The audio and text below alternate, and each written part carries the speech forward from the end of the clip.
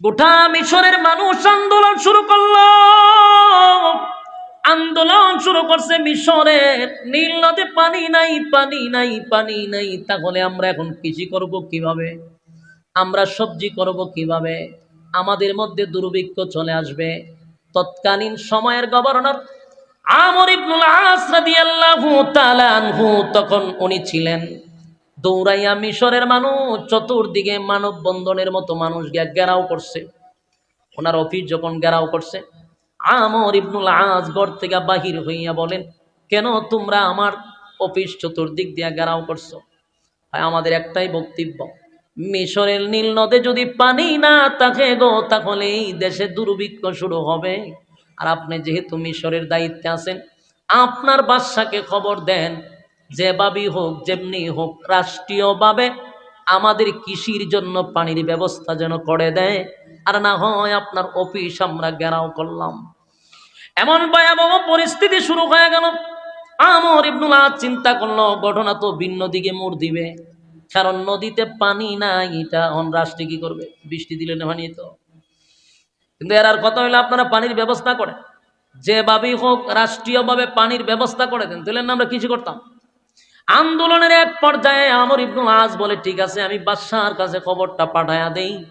তখন বাদশা করেন হযরত ওমর, চিঠি, তখন তো মোবাইলের যুগ ছিল না, চিঠির যুগ ছিল। চিঠিও আমাদের মতো এইভাবে সাইকেল দিয়া গাড়ি দিয়া নেয় না, তখন হেঁটে হেঁটে এক দেশ থেকে আরেক দেশে চিঠি যাইতে কত মাস লাগে। চিঠি বানাইছে কাগজ দিয়া না, চামড়ার মধ্যে লিখে কাগজ পাঠাইলো হযরত ওমরের কাছে। অনেক দিন লাগছে চিঠি পৌঁছতে। ওমরের কাছে গেছে, বলে ওমর দেখে গভর্নর যিনি আমর ইবনুল আস, উনি চিঠি দিছেন, খলিফা আমার যেই জায়গায় কাজের জন্য পাঠাইলেন মিশরে, মিশরের মানুষ আমার অফিস ঘেরাও করে রাখছে, আমি বাহির হইতে পারি না। এর এক নম্বর কারণ হলো, মিশরের মানুষের আয়ের উৎস হলো সবজি উৎপাদন করে, তারা কৃষি কাজ করে। কিন্তু ওগো আল্লাহর পয়গম্বরের সাহাবী হযরত ওমর আমার খলিফা, এখন আমার কি করণীয়? আমি কিভাবে তাদেরকে পানির ব্যবস্থা করব? রাষ্ট্রীয়ভাবে যদি কোনো কিছু করার থাকে, তাহলে আপনি আমাকে বলুন, না হয় আমারে তারা ঘর থেকে বাহির হইতে দেয় না। হযরত ওমর চিঠিটা পাওয়ার পরে উচিত তো ছিল চিঠিটা আবার আমর ইবনুল আসের কাছে উল্টা পাঠানো, কথা হয় না?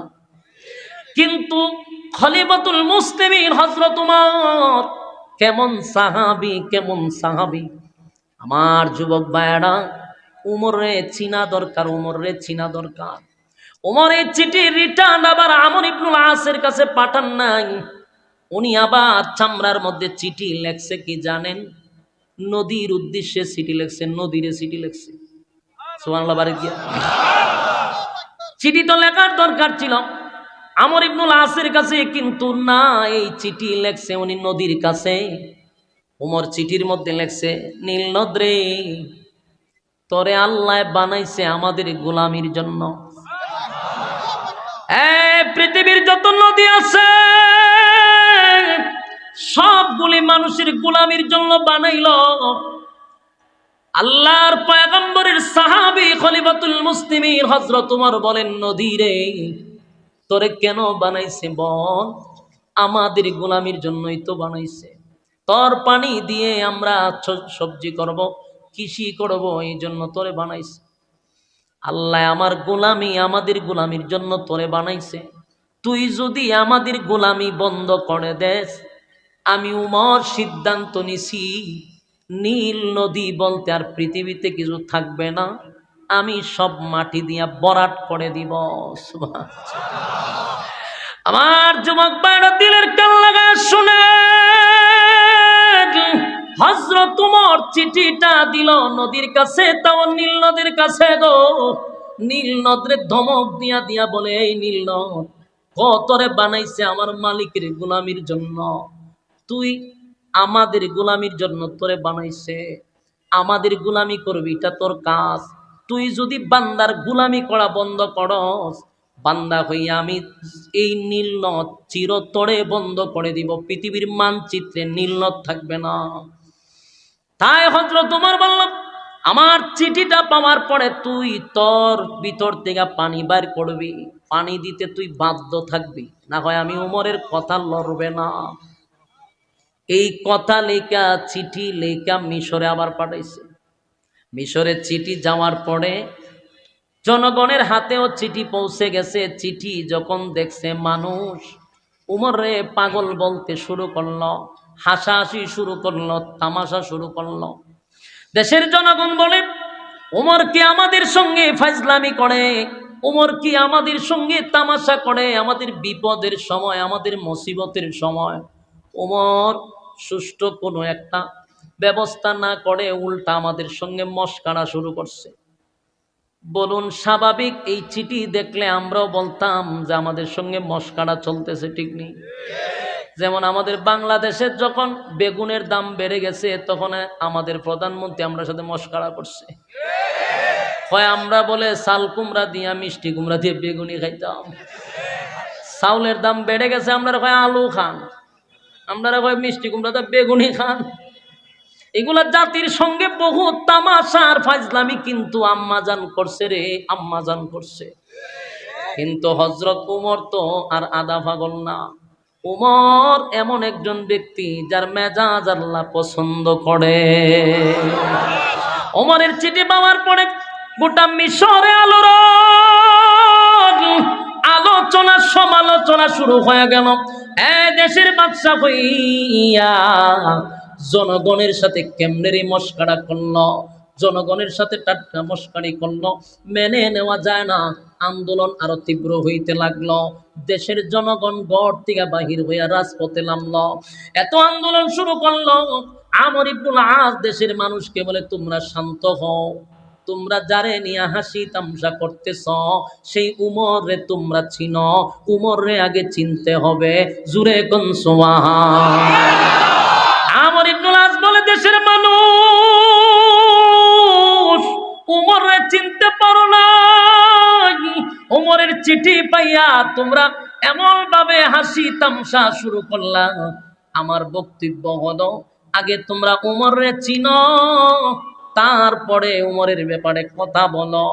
তোমরা এখন যে হাসি তামসা করতেছ, আন্দোলন করতেছ, যেহেতু উমর চিঠিটা নদীর কাছে দিছে, আমরা নদীর কাছে চিঠিটা পৌঁছায়া দেই, এরপরে দেখো না কি হয়, তারপরে তোমরা আন্দোলন করতা। কথা হয় না? আন্দোলন করবা তো পড়ে, আগে তো দেখো চিঠি দিয়া কি হয়। মানুষে কয় এটা কি ফাইজলামি, নদীকে আমরার কথা শুনবো, নদীকে মানুষের কথা শুনে। আমর ইবনুল আস বলে হ্যাঁ অবশ্যই নদী উমরের কথা শুনতে বাধ্য। কেন বাধ্য? কারণ উমর নদীর মালিকের সাথে সম্পর্ক। আমার যুবক ভাইরা দিলের কান লাগায় শুনে, আপনি যদি মালিকের সঙ্গে সম্পর্ক করেন গো, তাহলে এই পৃথিবীর সমস্ত মাখলুকাত আপনার গোলামি করতে বাধ্য। সূর্য মানুষের গোলামি করে, চন্দ্র মানুষের গোলামি করে, গাছ মানুষের গোলামি করে, নদী মানুষের গোলামি করে রে।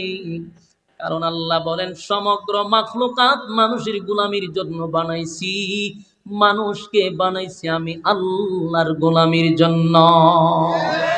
মানুষ তুই যদি আমি আল্লাহর গোলামি করস, তাহলে আমি আল্লাহ তোদের ব্যাপারে অর্ডার দিয়া দিছি, মাখলুকাত তোর গোলামি করবে, তোর গোলামি করবে। মানুষ যখন আমার আল্লাহ ভুলে যায়, মানুষ যখন আল্লাহর গোলামি বন্ধ করে দেয়, মানুষের দাম থাকে না, মানুষের দাম থাকে না, জিনিসপত্রের দাম বেড়ে যায়।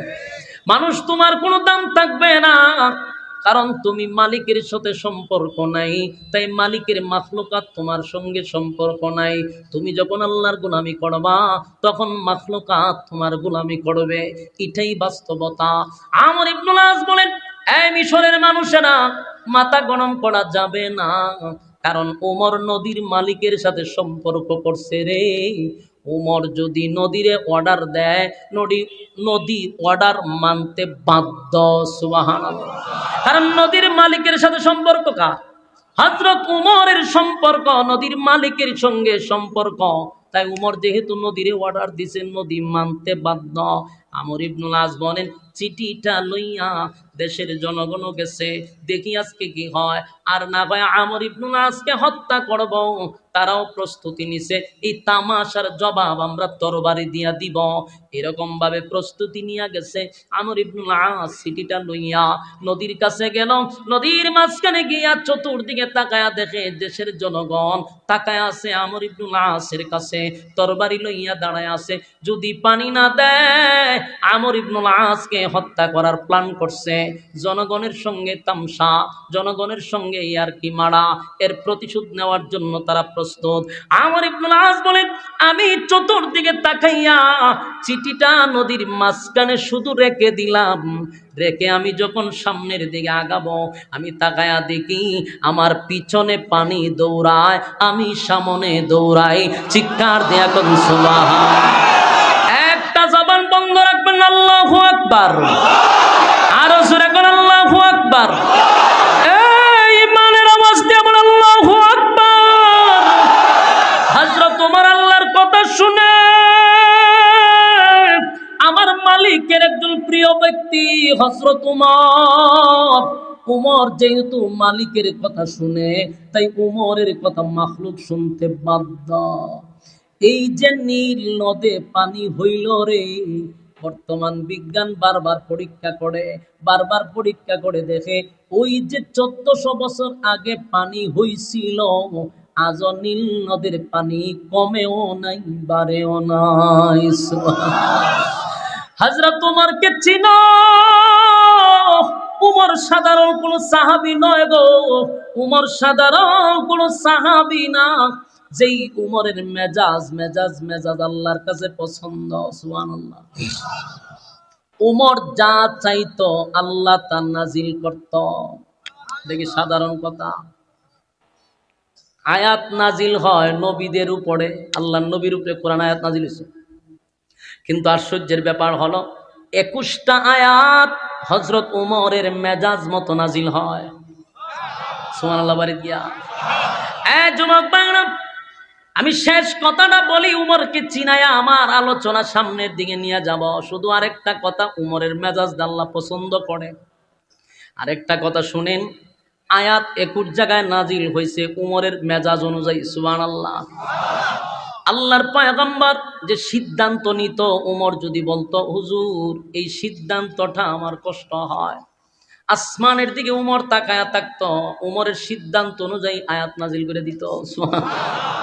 আল্লাহর হাবিব কিবরিয়া, মক্কার সবচেয়ে বড়, মদিনার সবচেয়ে বড় টাটকা শয়তানের জানাজা পড়াইতে নবী গেছে। মুনাফিক, সবচেয়ে বড় মুনাফিকের জানাজার নামাজে নবী উপস্থিত হয়েছে। তামাম মদিনার অলিতে গলিতে, শহরে বন্দরে, সব জায়গায় খবর পৌঁছে গেছে। তোমরা শুনছ মদিনার সবচেয়ে বড় মুনাফিকের জানাজা নবী পড়াবে। এটা কেমনে রে মদিনার মানুষ মাইনা নিবে? কেউ মেনে নিতে পারলো না, কিন্তু নবী পড়াবে, এই জন্য বাধ্য হইয়া জানাজার মাঠে সবাই গেছে।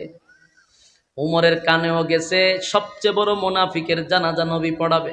উমর তরবারি লইয়া গেছে, নবীরে নিষেধ করবে যে জানাজা পড়ায়েন না। নবীজির কাছে গেল।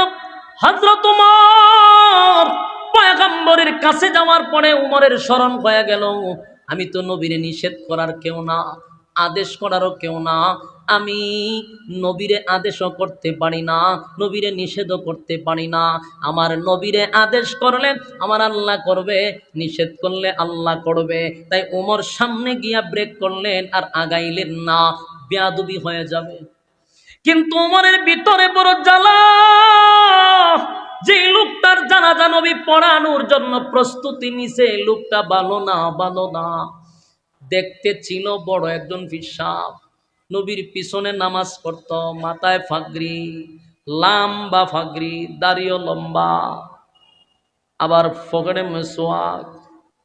দেখলে বোঝা যায় জান্নাতের দরজাগুলো খালি বাইরে আইছে। কিন্তু হে যে শয়তানের খারাজিল, কি আপনারে কে বুঝাইতো? এরকম নেক্সট সূরাতে দুকা দেয় লোক আছে না নাই? কথা বলেন না কেন? আমাদের সমাজে দেখবেন বড় বড় হাগরি লাগাইয়া আতকান মুড়াক মেসওয়াক পকেটে রাখে, দাড়িও এই লম্বা, জুব্বাও আছে, কিন্তু এরা যে এত বড় আল্লাহর ওলি, কিন্তু এদের মূল কাহিনী হইল এরা মানুষ হত্যা করতে চায়, এরা রক্ত পিপাসু, এরাই হলো আব্দুল্লাহ ইবনে উবাই ইবনে সুলুল, ঠিক কিনা বলেন?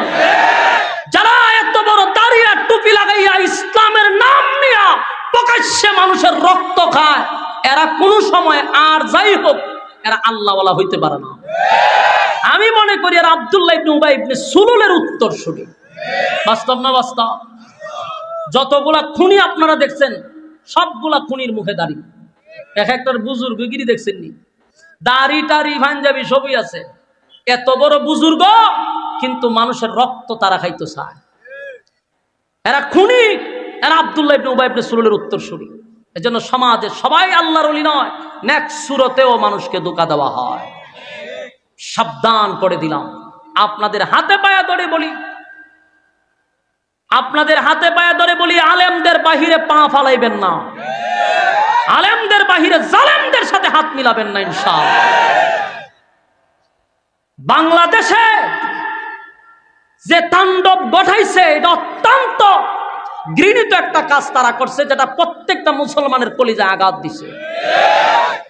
যে বাইগুলারে লইয়া এক প্লেট আমরা খাইলাম, একই সাথে চললাম, একই বিছানায় ঘুমাইলাম, আজকে এই সংঘর্ষ কারা বাঁধাইল, কারা আমাদের কাছ থেকে দূরে সরাইল, মাঝখানে খেয়ে ঢুকলো, কেন বুঝতেছেন না? এটার গভীর এক ষড়যন্ত্র, এই উম্মতের মধ্যে ফাটল সৃষ্টি করার জন্য। এটা ভারতীয় কোন চক্রান্ত ছাড়া আর কিছু হতে পারে না। এরা চক্রান্ত করে করে আমাদের ভাইদেরকে আমার কাছ থেকে দূরে সরাইতে চাচ্ছে। যেই সময় গোটা পৃথিবীতে তাবলিগ জামাতের একটা সয়লাভ ছড়াইয়া গেছে, প্রত্যেক জায়গায় এই জামাতের এত গ্রহণযোগ্যতা সর্বমহলে বেড়ে গেছে, তখন এই সিদ্ধান্ত এরা নিছে যে সর্বনাশ, এরা যেইভাবে কাজ করতেছে এইভাবে যদি চলতে থাকে আগামীর বাংলাদেশ ইসলামের বাংলাদেশ। তাই মাঝখানে দিল ফাটল ধরায়। আপনারা ইতিমধ্যে দেখতে পাচ্ছেন যেই ধরনের দ্বন্দ্ব শুরু হয়েছে। আল্লাহ আমাদেরকে হেফাজত করুক, আমাদের এই ভুল থেকে আমাদের ভাইদেরকে আমাদের কাছে ফিরাইয়া দাও। ঘটনা কিতা, ঘটনাটা কিতা, লড়াচড়া করতেছে কিতা, কষ্ট লাগছে নি? বুঝতে হবে। এখন যদি উডইনতে কিন্তু স্লোগান শুরু হয়ে যাবে, আর এখন একটা শুরু হইতো না, 2 নম্বর স্লোগান শুরু হইব। কারণ এই এখন যে কথা বলতেছি, এই কথা বলার পরে উঠবেন কেন? ঘটনা কিতা, কষ্ট লাগতেছে? আমার কথাগুলা স্পষ্ট, অস্পষ্ট না। আমি তো এটাই বললাম যে একই প্লেটে আমরা খানা খাইলাম, এত মহব্বত এত ভালোবাসা আমাদের মধ্যে ছিল, মাঝখানে খেয়ে ফাটল ধরাইল, মাঝখানে খেয়ে ফাটল ধরাইল। এদেরকে বাইর করতে হবে, তদন্ত করতে হবে। এই উম্মার মধ্যে কারা ফাটল সৃষ্টি করলো? আজকে তারা সন্ত্রাসী কায়দা, যেই হাতের মধ্যে টাকার কথা মিসওয়াক, এই হাতে তারা অস্ত্র নিয়ে ঘুরে। নিশ্চয়ই কোনো গভীর ষড়যন্ত্র অবশ্যই আছে। আমি আরেকটা, আজকে আসার সময়, আপনারা এখানে আসার সময় ফেসবুকেই আমি যে কয়েকটা চ্যানেল সবসময় দেখি খবরাখবর শুনবার লেগে, এর মধ্যে একটা চ্যানেল হলো ফেস দ্য পিপল, না এরকম নামটা? হ্যাঁ, ফেস দ্য পিপল। এই চ্যানেলটা বাংলাদেশের প্রথম সারির গণমাধ্যম তেমনটা না, কিন্তু এটা এত আস্থা, মানুষের মনে এতটা আস্থা জন্মাইছে, ভালোবাসা জন্মাইছে যে মানুষ এই চ্যানেলটার প্রতি একটা আস্থা বিশ্বাস রাখে। অনেকেই মনে হয় নামটা শুনছেন, যারা শুনছেন এর কাছে গুরুত্ব কথাটা। তো আমি বলবো সাগর ভাইকে, এটার পরিচালক কিন্তু সাগর ভাই নাম। সাগর ভাইয়ের কাছে আমার একটা আবদার থাকবে, এদেশের 96% আলেম, হক্কানি আলেম ওলামারা আপনার এই চ্যানেলটাকে কিন্তু ফলো করে এবং আপনার কথাটাকে গ্রহণযোগ্য মনে করে। কারণ আপনি ন্যায়ের পক্ষে কথা বলছেন। বাংলাদেশে যখন 71 সময় টিভি ছিল, যারা নাটক করত নিউজ নিয়া, তখন আপনি সত্যের পক্ষে অনেক কথা তুলে ধরছেন। বাংলাদেশে যখন আমরা পত্রিকা দিয়া টিস্যু ব্যবহার করতাম, মানে এই পত্রিকার কোনো দাম ছিল না, সাংবাদিকদের কোনো কথার মূল্য ছিল না সাধারণ পাবলিকের কাছে।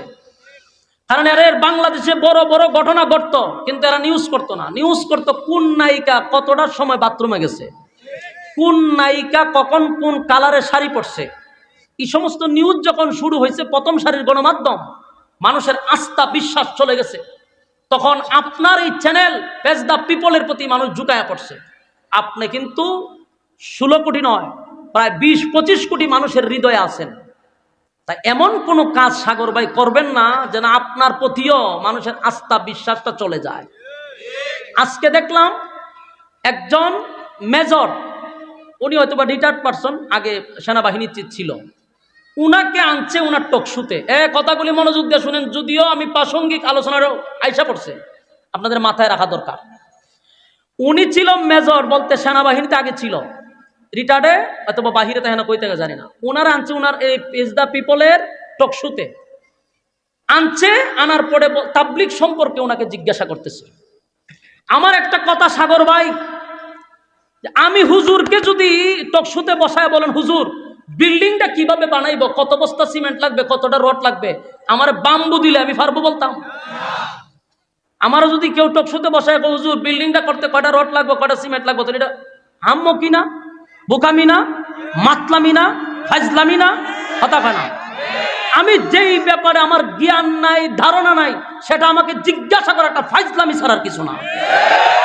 আপনি মেজর সাহেবকে আপনি বসাইছেন, এই ফজলুর রহমান না কি জানেন, আমরা আমার স্মরণ আসতেছে না, ফজলুর রহমান, উনারা আপনি টকশুতে বসাইছেন। আপনি দেশ নিয়ে কথা বলেন, বর্তমান পরিস্থিতি নিয়ে ওনার সাথে জিজ্ঞাসা করেন, কারণ উনি একজন সেনাবাহিনী ছিল, দেশের ব্যাপারে ওনাকে কথা বলেন, দেশপ্রেমিক উনি, আমি জানি। কিন্তু উনাকে আপনি জিজ্ঞাসা তাবলিগের ব্যাপারে, এটা হাস্যকর, এটা ফাইজলামি, এটা ইত্রামি ছাড়ার কিছু না।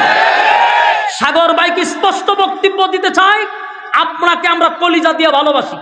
বাংলাদেশে কয়েকজন সাংবাদিকরা আমরা গণায় ধরি, এর মধ্যে সাংবাদিক ইলিয়াস, পিনাকি ভট্টাচার্য আর সাগরকে আমরা মহব্বত করি। আপনাদের নিউজ দেখার জন্য আমরা অপেক্ষায় থাকি, কিন্তু আপনারা যদি জাতির সাথে ফাইজলামি আর ইত্রামি করেন, এদেশের মানুষ কিন্তু টিস্যুর মতো ফালাইতে সময় লাগবে না। আপনি একজন আলেমকে যদি জিজ্ঞাসা করেন যে রাস্তা কিভাবে বানায়, এটা যেমন ফাজলামি।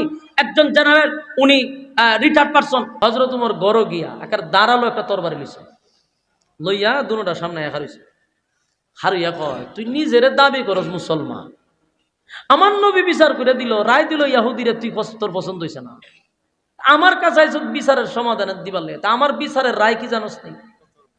একবারে তরবারি লইয়া কথা কইবার আগে একটা সেদ মারছে, এক সেদের কল্লা মাথাটা 10 হাত দূরে পড়ছে।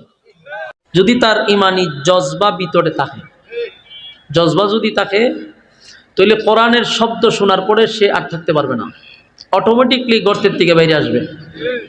কিন্তু যদি জজবা না থাকে, যতই এর খানের মধ্যে কোরআন তেলাওয়াত করেন, খামার দোকানের মতো তেলাওয়াত করতেছে না, বাইরেতেছে। তো 1 নম্বর হলো জজবা থাকতে হবে। আমি এক্সাম্পল প্রায় সময় একটা বিষয় নিয়ে দিই সহজে বোঝার জন্য, যে সাপুরিয়ারা যখন সাপ ধরার লেগে বাঁশি বাজায়, এরা জিগাইবেন যে বাঁশিটা বাজাস কেরে, তখন কয় যেটা বাজাইলে পরে গর্তে কোনো বিষাক্ত সাপ থাকে না, এটা সুর শুনলে মাথা লইয়া যায়, তখন গর্তের থেকে বাইরে আসে, এই জন্য বাঁশি বাজাইতে থাকে।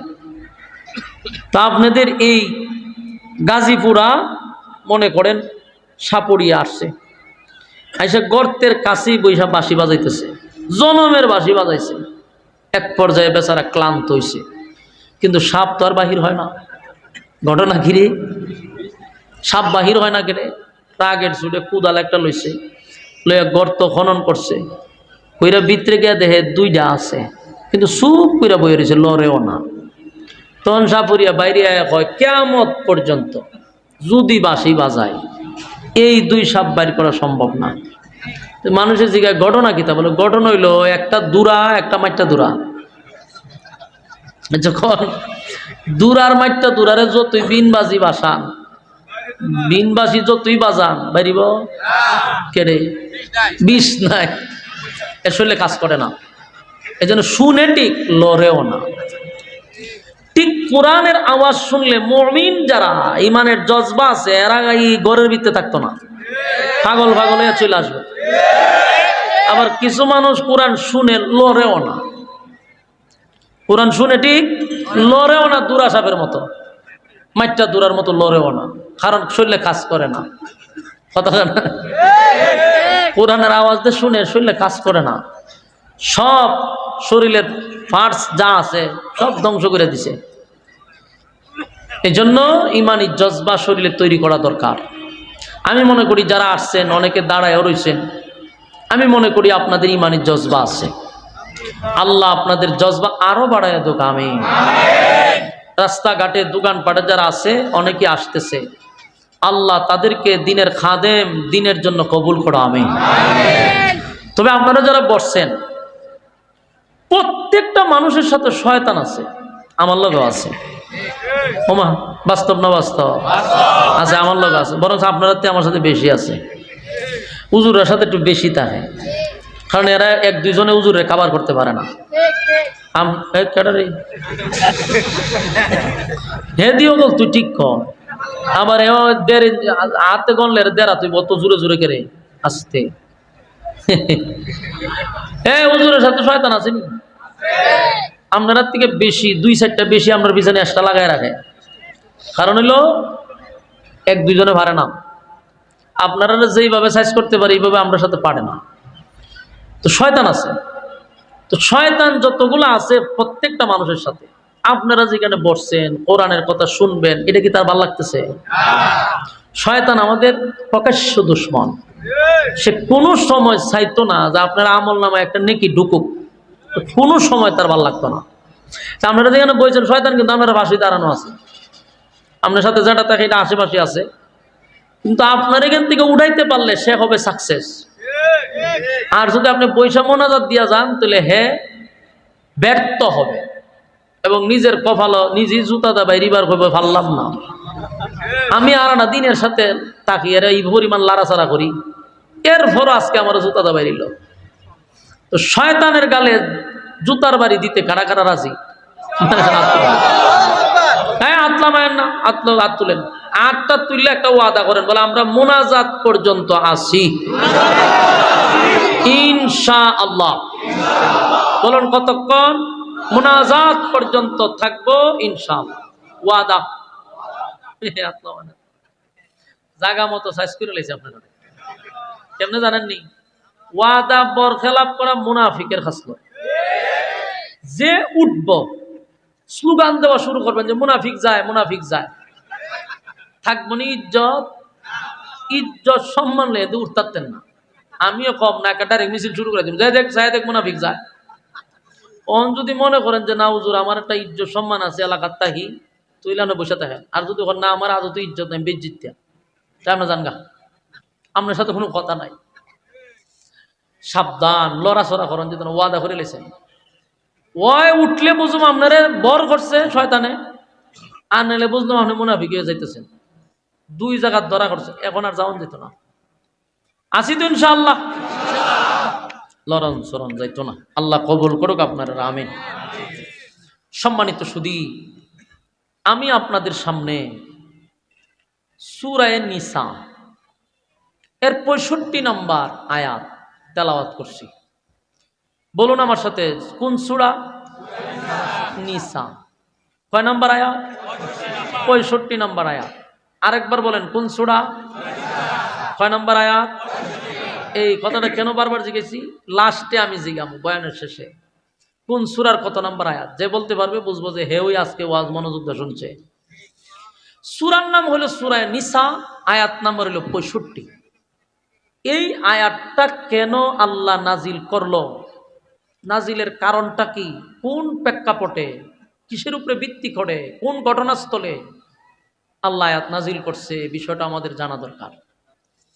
দেখেন, কোন ঘটনাকে কেন্দ্র করে আল্লাহ আয়াত নাজিল করে, অথবা কোনো প্রশ্নের জবাবে নাজিল করে, অথবা কোনো সমস্যার সমাধানে নাজিল করে। তা আমি যে আয়াত পড়ছি, এটা প্রথমত একটা ঘটনা ঘটছে, এরপর এটার চিরস্থায়ী সমাধানের জন্য আল্লাহ একটা আয়াত নাজিল করছে, সূরা নিসার 65 নম্বর আয়াত। তাহলে প্রথম ঘটনা ঘটছে নাকি, এরপর এটার চিরস্থায়ী সমাধান দেওয়ার জন্য আল্লাহ সূরা নিসার 65 নম্বর আয়াত নাজিল করছে। মনোযোগ দিয়ে আল্লাহ যেন আপনারা শোনার তৌফিক দেয়, আমারও যেন ইখলাসের সাথে বলার তৌফিক দেয়, আমিন। মদিনার মধ্যে তখন ইসলাম ক্ষমতায়, রাষ্ট্র চালায় আল্লাহর রাসূল সাল্লাল্লাহু আলাইহি সাল্লাম। রাসূল ছিলেন তখনকার প্রেসিডেন্ট, রাসূল ছিলেন তখন দেশের বাদশাহ। জানেননি আপনারা? রাসূলদের দেশের বাদশাহ আছেন, এটা জানেননি? আমাদের দেশের অনেক মুসল্লিরা এখনো জানে না যে নবী যে দেশের প্রেসিডেন্ট ছিল। অনেক মুসল্লি জানে না। জানে কি জানেননি? জানেন নবীর ফেটা ভাত্তর আছি, নবী গরিব আছি। এই ওয়াজ শুনতে শুনতে শুনতে পাবলিক এমন মুখস্থ করছে, এমন একটাই জানে যে আমার নবী আছেন গরিব, ফেডো আছেন ভাত্তর। আর এটার জন্য পাবলিক দোষী না, দোষী হইলে আমাদের মতো কিছু হুজুর মৌলবী।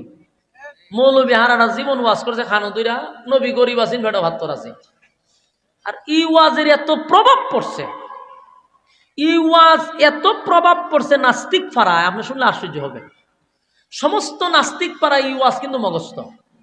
এরা কিছু হইলে জানে ইসলামটা মানি হলো একটা গরিব দরিদ্র, এদের নবীর পেটে পাত্তর ছিল। এই ওয়াজ দে রীতিমতো খাওয়াইছে, ইচ্ছা মতে পাবলিক রে খাওয়াইছে। ও নাস্তিক পাড়ায় ওই ওয়াজটারে গ্রহণযোগ্য করে তুলছে। এই জন্য এটার প্রভাব কি পড়ছে আপনি একটু মনোযোগ দিয়ে শুনেন। এই ওয়াজের কি পরিমাণ প্রভাব পড়ছে।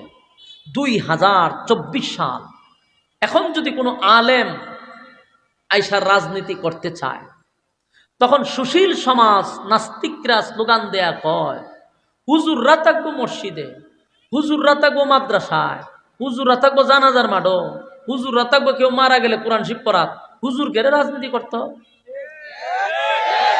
কথাটা কেন কয় আমি একটা একটা করে বুঝাইতেছি। এই যে কথাটা তারা প্রায় সময় বলে, আলেমরা দেখলে হয় হেরা রাজনীতি করতে পারে, হেরা রাজনীতি করতে পারে। এই কথাটা কেন বলে? কারণ এরার ধারণা হইল ইসলাম গরিব, নবীর ভেড়া আছেন ভাত্তর, এরা থাকো মসজিদ, এরা থাকো মাদ্রাসা, রাজনীতি করতে পারে। এই ওয়াজের প্রভাব কি পরিমাণ পড়ছে বুঝতেছেন? অথচ মৌলবী যদি ওয়াজটা এইভাবে ডালাও ভাবে না করত, কারণ মৌলবী পড়ছে প্রথম পৃষ্ঠা, দ্বিতীয় পৃষ্ঠায় আল্লাহ বলেন ওয়াজাদাকা আইলান ফাআগনা, আপনাকে আমি ধনী বানাইছি। আপনি গরিব ছিলেন, আপনাকে আমি ধনী বানাইছি। আমার প্রশ্ন হলো, নবী গরিব ছিল, এটা তো আগের পৃষ্ঠা। পরের পৃষ্ঠায় যে নবীর আল্লাহ ধনী বানাইলো, ইওয়াজ করস না কেন? ইওয়াজ পাবলিক রে মগস্ত করাস না কেন? ব্রেনে ঢুকাস না কেন? সারাটা জীবন ওয়াজ শুনাইলি ফেটো ভাত্তর, পরের পৃষ্ঠাত না আল্লাহ ধনী বানাইছে। এগুলার দ্বারা ইসলামকে খাটো করা হয়, ইসলামটারে নাস্তিকদের কাছে মানে হাসির পাত্র বানানো হয়। আমার ইসলাম শুধু গরিব নয়, নবী ছিলেন গরিব, আল্লাহ হয় আপনাকে ধনী বানিয়েছি। কেমন ধনী? দেশের বাদশাহ বানাইছি, বাদশাহ। আফসুস আফসুস, আমার নবী ছিল দেশের প্রেসিডেন্ট। এই ওয়াজ এনে তোর বেশি বেশি করে করা দরকার। এই ওয়াজ না করে আলি ফেডের ভাত্তরের ওয়াজ, আর এমন খাওয়ানি খাওয়াইছে ওয়াজ। এটা এখন নবী প্রেসিডেন্ট আছে বলে বিশ্বাসই করে না মানছে। এই জন্য আমার আগে পিছে জানতে হবে, স্টাডি করতে হবে। 24 সালে আলেমরা ওয়াজ করতে গেলে, রাজনীতি করতে গেলে কয় রাজনীতি ফাইসত কই। এখন এরারে মন ডাক হয় কিতা। আমার তো মাঝে মধ্যে মনে হয় খাঁচা কঞ্চি দিয়ে গন্যা আধা ঘন্টা বাইরে নি, এটা এর নিচে বাইরে নিয়ে যাইতো না। এটা বুঝানি দরকার যে তুই যে আমাদেরকে বলস, আলেমদেরকে বলস রাজনীতি কোথায় পাইছি। আমার প্রশ্ন হলো, রাজনীতি তোরা কই পাইছস? তোরা রাজনীতির কই পাইছস? আমরা তো রাজনীতি পাইছি, আমার নবী ছিল দেশের প্রেসিডেন্ট, আমরা নবীর থেকে রাজনীতি শিখছি। আল্লাহ নবী ছিল দেশের প্রেসিডেন্ট, ও হযরত আবু বকর ছিল দেশের প্রেসিডেন্ট, হযরত উমর ছিল দেশের প্রেসিডেন্ট, হযরত উসমান ছিল দেশের প্রেসিডেন্ট, হযরত আলী ছিল দেশের প্রেসিডেন্ট। আমরা রেখে রাজনীতি করেছি কম, সহ্য করুন যায়। আধা ঘন্টা বলছি কম হয়েছে, একটু বাড়াইতে 1 ঘন্টা ফিটাইতে। আলেম ওলামারা ভাই রাজনীতি বাইসাত করতে হবে। আজকে যদি বাংলাদেশে আলেমরা রাজনীতি করত, এই দৃশ্য আপনাদের দেখতে হতো না। আলেমরা রাজনীতি থাকলে দেশের টাকা বিদেশে পাচার হতো না, দেশে লুটপাট হতো না, বেগম পাড়ায় বাড়ি হতো না, এই দেশে গুম খুন ধর্ষণ নারী কেলেঙ্কারি চাঁদাবাজি টেন্ডারবাজি হইতো না। হয় কেন? অযোগ্যকে যোগ্যতার স্থানে বসানোর কারণে। রাজনীতি করেন কেন? রাজনীতি তোরা পাইলে কো, আর এই রাজনীতি পাইছত কো? দুর্নীতি করা রাজনীতি, দেশের টাকা বাহিরে পাচার করা পাইছত কো? দর্শনের মানে পিএইচডি করা, দর্শনের সেঞ্চুরি করা পাইছত কো? এই জন্য ইসলাম ক্ষমতায় আসলে টেন্ডারবাজি চাঁদাবাজি থাকবে না। আর দোষ তো আমরা না, দোষ আপনাদের। এই যেখানে অতগুলো মানুষ বসে রয়েছে না, আপনাদের এখানকার ইমাম কাটা, খতিব কাটা, এখানকার খতিব সাহেব আছে না হজ্জা? আচ্ছা মনে করেন যে আলেমরা বসে রয়েছে, এখানকার খতিবই মনে করেন আগামীতে যদি দাঁড়ায়, সাধারণ একটা চেয়ারম্যানিতে যদি দাঁড়ায়, ঠিক আপনাদের মতো মুসল্লিরা ইমাম সাহেবের ভোট দিতেন না। কইব হুজুর আপনারা গরম ভাত দিমু, গরম তরকারি দিমু, খাওয়ানোর পরে ফটো টেকাও দিমু, হুজুর চেয়ারম্যানের দাঁড়াই না। মানে রাজনীতি হুজুর বুঝে না, এটার মাইন্ডে ঢুকাই দিছে। হয় আমরা রাজনীতি বুঝতেন না। 30 পারা কোরআন বুকে ঢুকাইয়া দিল, এটা বুঝতে পারলো। 30 পারা কোরআনের ব্যাখ্যা আলেমরা করতে পারে, লক্ষ মানুষের সামনে কথা বলতে পারে, আর হুজুর বুঝি 1.5 টাকার রাজনীতি বুঝে না। মূল ঘটনা এখানে না, ঘটনা হলো হুজুর যদি দাঁড়ায়া যায় চেয়ারম্যানের, তাহলে এই এলাকার যেগুলা আছে ফাতি নেতাগুলি চিন্তা করবো, হুজুর যদি চেয়ারম্যানের দাঁড়ায় তা আমি গম চুরিটা কেমনে করো, আমি বিধবা মহিলাদের টাট্টি কেমনে আমি খামো, লেফটিন যে দেয় বাতা ইডি শুধু খেয়ালায় খেয়ালায়। ইউনিয়ন অফিসে আমি একবার গিয়া দেখি আপনার ওই যে কি কয় চৌকিদারের সাথে 2 মহিলা লাগছে ঝগড়া। তো অনেকক্ষণ দেখতে দেখতে আমি চৌকিদার রেখে গেলাম যে ঘটনাটা কিতা, কইনি কইয়াল আপনার যে সরম সরম, আমি সরম রে হইনা লই। হয় এই মহিলার 2টা লেফটিনের নামে বরাদ্দ ছিল, আজকে 15 দিন ধরে আয়, কিন্তু লেফটিন নাই। তুমি লেফটিনটা গেল কই, চেয়ারম্যান না খাইলিছে। তা আমি সেপ পালাইছি, আমি সি সি সি সি, রুচির মধ্যেই রকম কুত্তায় প্রস্রাব করলে লেফটিনও খায়। খাইছত খাইছত রাস্তাঘাটের ইট বালু খাইছত, খাইলা রোডের বদলা বাজ দিছ, তাও দে লেফটিন খাস কেমন, এত নিছিলাম সে। আর এই 2 বিধবা মহিলা এমন জকরা চৌকিদার মাইরি লইব বাইরিয়া। ওই 15 দিন আগে আমার নাম আনলে, লিস্টি আনলে, পাশের বাড়ির মহিলা লেফটিন ভাইলা, আমি ভাইলাম না কেন। উনি মহিলারও তার চৌকিদারে কইতা না খাইলিছে, আমার কাছে কইছে কৌজোর খাইলিছে, ওই বেটির খাইছে 2টা, আর গ্রামের খাইছে আরো 2টা। ওইভাবে আর 10টা এরা খায় প্রত্যেক বছরই। এর মধ্যে কপাল খারাপই 2 মহিলার, আর মহিলাও খুব ডেঞ্জারাস, অন্য মহিলারা তো খবর লয় না। এই 2 মহিলা চৌকিদারের খাবার হইলা লাইতেছে, লেফটিন দে আমার যে কোন তো ইউনিয়ন অফিসে যদি একজন আলেম দাঁড়াইতো, এই মহিলা লেফটিন ঝগড়া করতো। এই খাচ্ছতের কারণে আলেমরারে রাজনীতির ঢুকায় না। আপনারা ঢুকলে আমরা সাদাবাজি করুম কেমনে, টেন্ডারবাজি করুম কেমনে? মূল ঘটনা এখানে। আপনাদের কাছে বলি, বিবেকের কাছে প্রশ্ন রাখি, বহু বাংলাদেশ দেখছেন, এবার ইসলামের বাংলাদেশের জন্য অপেক্ষা করেন। সবগুলা দেখা শেষ, সোনার বাংলা দেখছি, রূপার বাংলা দেখছি, নৌকার বাংলা দেখছি, দানের বাংলা দেখছি, লাঙ্গলের বাংলা দেখছি, মাগার সব বাংলা দেখা হয়েছে, ইসলামের বাংলা দেখি নাই। এবার ইসলামের বাংলার জন্য প্রস্তুতি নেন ইনশাআল্লাহ। সম্মানিত সুধী, তো আমার রাসূল ছিল দেশের প্রেসিডেন্ট, এটা আপনাদের মগজে ঢুকাই দেন, এটা যেন সারা জীবন মাথায় থাকে। রাসূল দেশের প্রেসিডেন্ট ছিল, খালি ফেটে ভাত্তর ছিল না, দেশে প্রেসিডেন্ট ছিল, দেশ চালাইছে রাসূলে।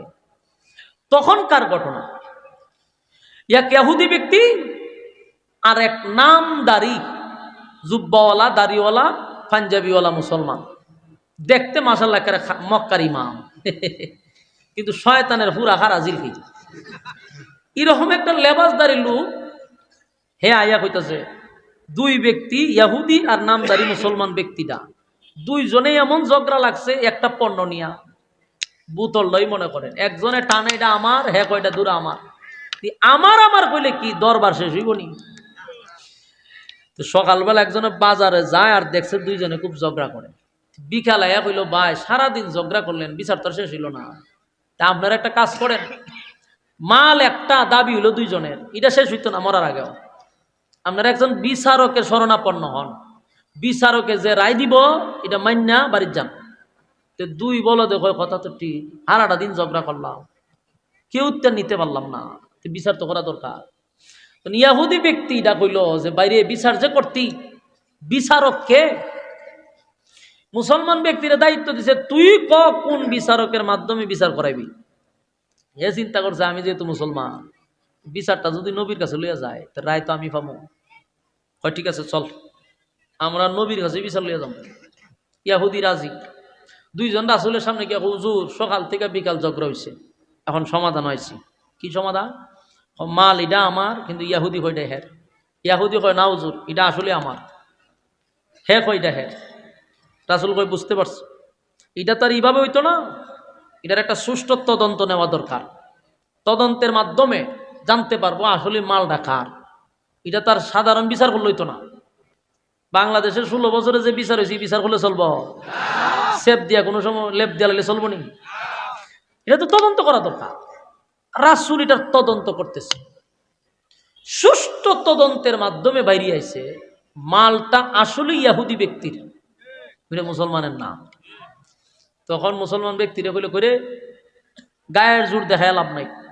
তদন্তের মাধ্যমে বাইরে আইছে মাল এটা ইয়াহুদির। তুই কেন মাঝখানতে ঝগড়া করস?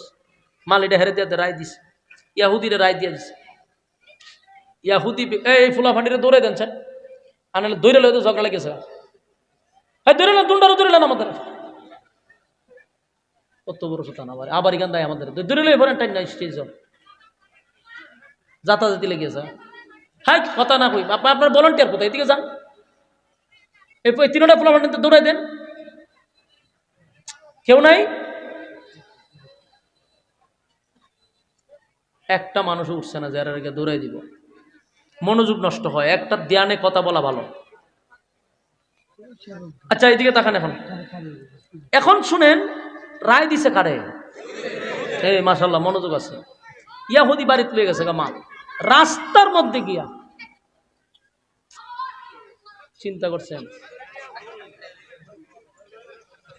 হ্যাঁ জয় বাংলা কয় এমন হচ্ছে আম্মা হনা আছে আম্মা আছে মনে করছে, আম্মা যে নাই দেহে জানে না। হ্যাঁ মনোযোগ দেন। আল্লাহর রাসূল রায় দিছে ইয়াহুদিরে। ইয়াহুদি মাল লইয়া বাড়ি যায়, কিন্তু ওই যে দরবেশ নামদারি মুসলমান রাস্তা দিয়ে আবার ইয়াহুদিরে আটকাইছে। আটকায় কই যাস? সারাদিন ঝগড়া করে মাল হয়েছে, আমি বাড়ির যাবো না তো কই যাবো? ও যাইতে না কেন? ওই বিচারটা আমার আদতেই পছন্দ হয়েছে না। ওই একজনে নাউজুবিল্লাহ কইছে, বাহিরা কইছে না। নাউজুবিল্লাহ দরকার, সামনে আইতেছে কেরে নাউজুবিল্লাহ। চিন্তা করেন আল্লাহর রাসূল বিচার করছে, ওই যে দরবেশ রাস্তাতে কি কয় বিচার বলে এর পছন্দ হয়েছে না। ইয়াহুদি ব্যক্তি কয় বেটা বিচার তো করছে তোর রাসূল, তোর নবী বিচার করে দিল, তোর দলের লোকে বিচার করলো, বিচার রায় পেলাম আমি। এখন তুই মাছ মতো আসে রাখ, বিচার মানুষ না, বিচার পছন্দ হয়েছে না। ইয়াহুদি কয় আমার তো সন্দেহ লাগে তুই মুসলমান নেই। ইয়াহুদি কয় যে আমার সন্দেহ লাগে তুই মুসলমান। কয় মার্কেটিং করিস না, বিচার পছন্দ হয়েছে না, এটা হইল কথা। এখন বিচার এটা আরেকবার করতে হইব। ইয়াহুদি কয় এখন এর সাথে ঝগড়া করলেও পারতাম না, সারাদিন ঝগড়া করে মাল ফাইলাম আমি। এখন কয় আবার বলে হে বিচার করতো। হে বিচার কেটা করবো? তুই ক। ওই উমরের কাছে যাম। এই হেউ আবার নির্বাচন করছে, উমরের খুব পছন্দ হয়েছে। ইয়াহুদির মনে মনে কথা হইল যে আমি যদিও ইয়াহুদি ঈমান আনছি না, কিন্তু মুসলমানের বিচারের প্রতি আমার বিশ্বাস আছে, ইয়াকিন আছে। ইহুদিরে কি বলবেন? আমার বিশ্বাস ওই মুসলমানের বিচারটা কি সঠিক করে, সঠিক বিচার। খুব ক্লান্ত শরীর নিয়ে হয়তো ঠিক আছে চল গেছে দুজন। আবার গিয়া দেহ হজরত উমর রে, হুজুর আমরা একটা বিচারে লেগে আসলাম। উমর কি বিচার? হুজুর মালটা তো আমার, কিন্তু ইহুদি ব্যক্তি জোর করে আমার মাল লইয়া জায়গা। মুসলমান ব্যক্তিরা জনই কথা কইছে, ইহুদি ব্যক্তি হুজুর বিচারের লেগে তো আপনার কাছে আবার আইছে, বিচারটা তো আপনি করবেন। তাহলে আমার একটা কথা আছে, আপনি যে বিচারটা করবেন এটা সানি বিচার। এর আগে বিচার করছে আপনার নবী মুহাম্মদুর রাসূলুল্লাহ সাল্লাল্লাহু আলাইহি ওয়াসাল্লাম। আপনার নবী বিচার কইরা রায় আমারে দিছে। আপনার আর মুসলমান ব্যক্তিরা রাস্তাতে সন্ত্রাসী কায়দায় আমারে কয় বিচার পছন্দ হয়েছে না, তাই আপনার কাছে আবার বিচার লই আইছে। এখন আপনি বুঝা বিচার করেন, এটা কিন্তু প্রথম বিচার না, এটা দ্বিতীয় বিচার। উমরে মুসলমান ব্যক্তিটারে জিগা কিতারি ঘটনা সত্য, বুঝি ঘটনা না সত্য। ঘটনা সত্য হইলে রাসূল দি বিচার করে দিছে, রায় দিছে হেরে, তো তুই এখন আমার কাছে বিচার লইছ কে? হুজুর বিচারটা পছন্দ হয়েছে না। এখনো বুঝতে পারছে না, ওই এর মতো ফুলার মতো এমন আওয়ামী লীগ আছে, এও বুঝতে পারছে না যেটা কার কাছে আইছে। উমর যে কি জিনিস এটা এখনো বুঝতে পারছে না। নতুন, একবারে নতুন ঈমান আনছে, এই যে নতুন মুসলমান, বুঝতে পারছে না উমর কি জিনিস। উমরের দ্বারা হয় নবীর বিচার পছন্দ হয়েছে না। উমরের শরীরের রক্ত গরম হয়ে গেছে, কালার চেঞ্জ হয়ে গেছে চেহারা। উমরে কয় আচ্ছা তা আমার কাছে কেন আইছ? আপনি বিচারটা করে দিলে আমার পছন্দ হইব। আমি বিচার করলে পছন্দ হইব? বলছি ঠিক আছে, তো দাঁড়ায় থাক, লড়িস না। এটা হলো উমরের বিচার। একটা সেট মারছে, কল্লা উড়াইছে, কই দিল আমি উমরের বিচার। নবীর বিচার পছন্দ হয়েছে না, আমার দ্বারা আমার বিচার হইল এটা। উমরের কিন্তু কথা কইবার আগে হাত চলতো বেশি, উমর কথা কইতো কম, কাজ করতো বেশি। সাথে দিয়ে হুদি দাঁড়ায় আসিন, নিচে দিয়ে দুই রাস্তা আছেন, দুনো রাস্তা সারা শুরু করছে, কাপড় চুপড় সব বড়াই নিছে। এইভাবে কাঁপতেছে। উমরে যে তুই কাপড় করে, কখন কি আমারে মারবে? তোরে ধরতাম না, সইতাম না, তুই মারলো এবারই যা। হেতে তো জীবনের লেগে বাচ্চা, কারণ এর সামনে একটা কল্লা উড়াই লিছে, কাপা শুরু করছে, দৌড় মারলো, এখন সব বনাস। তুই উমরের কাছে কাছে বিচার লো, একটা জায়গা মতো দিছে সাইজ করে, ইয়াহুদি মারলো এবারই। ঘটনা তো শেষ হয়ে গেছে না, মূলত ঘটনা কিন্তু শেষ হয়েছে না, ঘটনা এখন খালি শুরু হয়েছে। না, আপনারা শোনার ধৈর্য থাকলে আমি কইতে পারবো, ঘটনা খালি শুরু হয়েছে, এতক্ষণ খালি আমি ভূমিকা হয়েছি, ঘটনা শুরু।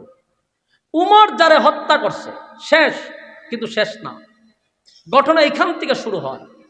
যারে হত্যা করছে তার আবার ভাই আছে, আত্মীয় স্বজন আছে, এরাইয়া দেহে তার বাইরে কল্লা উড়াইলিছে। কে মারল? উমর। কোন কারণে মারলো? এই কারণে মারলো। আত্মীয় স্বজন দলে দলে রাসূলের কাছে গেছে, রাসূল তখন প্রেসিডেন্ট। রাসূলের কাছে গিয়া প্রথম প্রশ্ন করছে, হুজুর একজনের বিচার আপনি কইরা দিচ্ছেন, তার যদি বিচার পছন্দ না হয়, সে অন্য জায়গায় যদি বিচার নিয়ে যায়, এটা কি ইসলামিক আইন অনুযায়ী কোনো অপরাধ? রাসূল কয় না, এটা কোনো অপরাধ না, বিচার একজনের পছন্দ না হইতে পারে। এখন এরা তেইলে আপনি বলেন আমার ভাইয়ের বিচার আপনি করছেন, তার পছন্দ হয়েছে না, বিচার লয়ে গেছে উমরের কাছে, উমর কেন আমার বাইরে হত্যা করত? তাহলে তো উমর নির্দোষ মানুষকে হত্যা করছে। ঘটনা ঘটছেনি, হেরা মামলা করে দিয়েছে উমরের নামে, হত্যা মামলা। কি মামলা? হত্যা মামলা। হত্যা মামলা যে কইছি, দেখেন একজনের শরীরে কোনো হিট আইছে না, কারণ বাংলাদেশের হত্যা মামলা দেখতে দেখতে এরা এটা কোনো বিষয় মনে করে না। বাংলাদেশের হত্যা মামলা 7টা কোন করলে কোনো অসুবিধা নাই, জোড়া কোন করে জেলা যায়, আবার হদিন পরে বাইরে আয় করে। এই কারণে আপনারা শরীরে লারা খাইছে না। এটা ইসলামিক আইন অনুযায়ী বিচার, হত্যার বদলা হত্যা। বলুন ইসলামের আইনে কি? হত্যার বদলা হত্যা। এটা বাংলাদেশ না, বাংলাদেশের বিচার তো আমরা দেখছি 16 বছর, 7 কোণ 8 কোণ করলে অসুবিধা নেই, যদি এটা দলের লোক হয়। রাসূল সাল্লাল্লাহু আলাইহি সাল্লাম তখন দেশের প্রেসিডেন্ট, বিচার তো ইসলামিক আইনে। হত্যা মামলা দিছে, তার মানে উমরকে হত্যা করতে হবে। ঘটনা তো বহু দূর গিয়া ঘটছে, সারা মদিনায় লারা হয়ে গেছে। উমর একটা নির্দোষ মানুষকে হত্যা করছে। আসলেই তদন্ত নিয়ে দেখছে যে এই যে লোকটারে মারছে এর কোনো অপরাধ নেই। বাহ্যিক এই চোখটা দেখলে কোনো অপরাধ না, কারণ কোনো আইন লঙ্ঘন করে নাই। বিচার একজনের পছন্দ হয়েছে না, আরেকজনের কাছে বিচার লইয়া যাবে, এটা কোনো ধরনের অপরাধ না। উমর মারছে যে সবাই জানে নির্দোষ মানুষটারে মারছে। রাসূল বহু তদন্ত করে দেখছে নির্দোষ মানুষটা হত্যা করছে। আল্লাহর রাসূলের কসম দিয়া গাম বাহির হয়ে গেছে। কারণ রাসূল তখন রায় দিব হত্যা করবো এই কারণে না, রাসূলের পেরেশানি এই কারণে যে উমর তো ইসলাম গ্রহণ নিজে নিজে করে নাই। আমি নবী আল্লাহর কাছ থেকে উমরে ছায়া আনছি, আল্লাহর রাসূল উমরে। উমর সাধারণ কোনো সাহাবী না।